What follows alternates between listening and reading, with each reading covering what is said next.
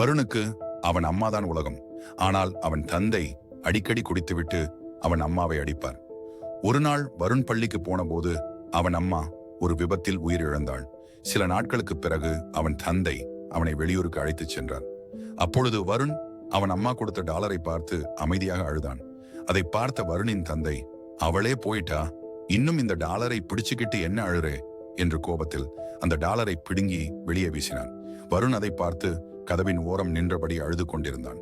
அந்த நேரத்தில் அருகிலிருந்த ஒரு மரத்தில் அமர்ந்திருந்த ஒரு காகம் அந்த காட்சியை கவனித்தது. அது அந்த டாலரை எடுத்துக்கொண்டு பறந்து வந்தது. அடுத்த ஸ்டேஷனில் ரயில் நின்றது. வருண் வெளியே வந்து ஒரு பெஞ்சில் அமைதியாக அமர்ந்தான். அப்போது அந்த காகம் அந்த டாலருடன் வந்து அவனது தோள் மீது அமர்ந்தது. அதை பார்த்த வருண் முதன்முறையாக சிரித்தான். பிறகு அந்த காகம் அந்த டாலரை அவனிடம் கொடுத்துவிட்டு அமைதியாக அங்கிருந்து பறந்து சென்றது. இந்த வீடியோ பிடிச்சிருந்தா லைக் மற்றும் சப்ஸ்கிரைப் பண்ணுங்க. தேங்க்யூ.